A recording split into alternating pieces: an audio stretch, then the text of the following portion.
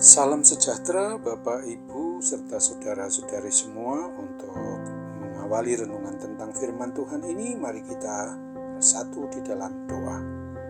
Tuhan Allah Bapa di sorga yang memelihara hati, akal, dan pikiran kami umat manusia, berfirmanlah kepada kami, sebab kami bersedia untuk mendengar, dan atas pertolongan Roh Kudus, mampukan kami untuk boleh melaksanakan firman-Mu itu dalam hidup sehari-hari.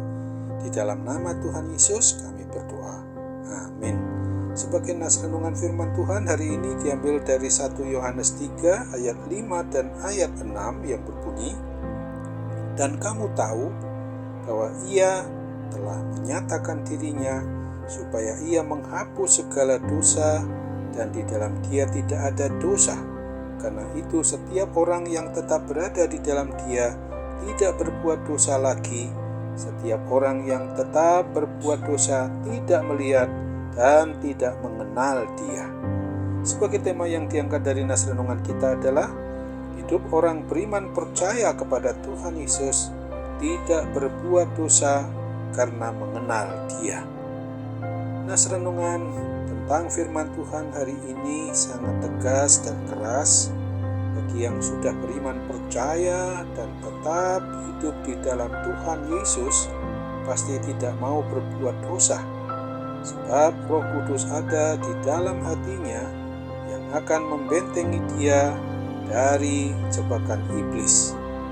Akan tetapi bagi yang masih tetap berbuat dosa, artinya belum mengenal dengan baik dan belum percaya, beriman sungguh-sungguh untuk mengikut jalan dan kebenaran dan hidup Tuhan Yesus.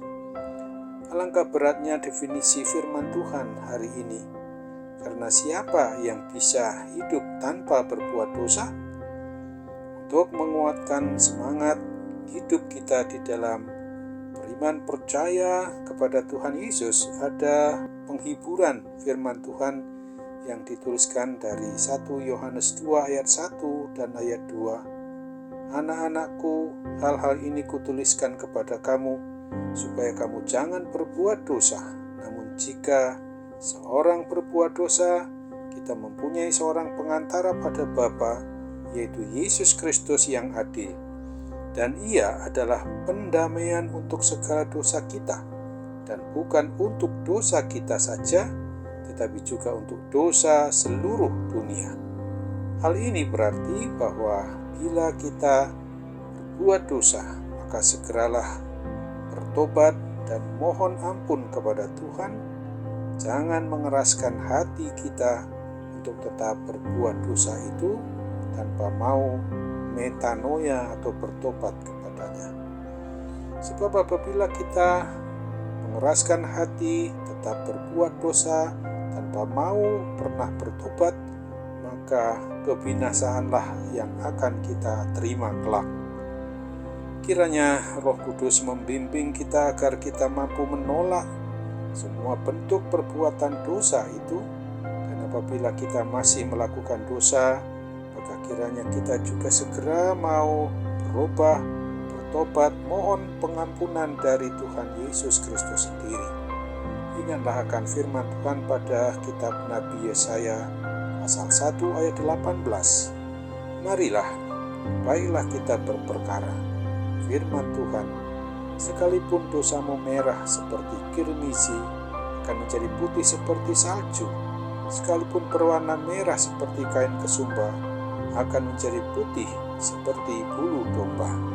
Amin. Mari kita kembali bersatu di dalam doa.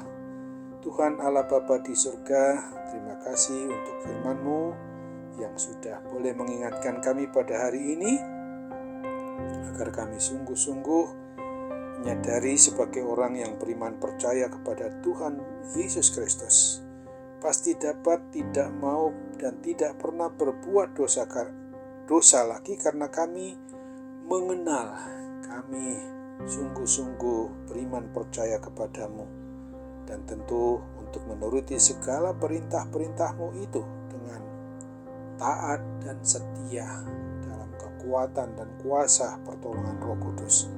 Pasti kami dimampukan.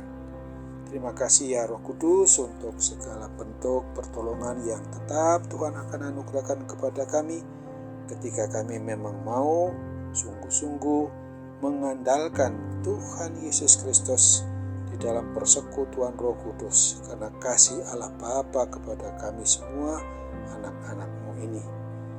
Kami boleh bersyukur, berterima kasih juga karena sesungguhnya pengenalan maupun juga cara kami di dalam mengikut Tuhan Yesus di dalam kenyataan hidup sehari-hari itu adalah sungguh-sungguh didasarkan karena kami bermotivasi untuk bersyukur, untuk berterima kasih, karena kami tidak akan pernah mampu melaksanakan hidup ini benar-benar sesuai dengan kebenaran firman-Mu itu kalau kami hanya mau mengandalkan hati, akal, pikiran, dan perasaan kami sebagai umat-Mu yang serba terbatas di dalam segala hal ini.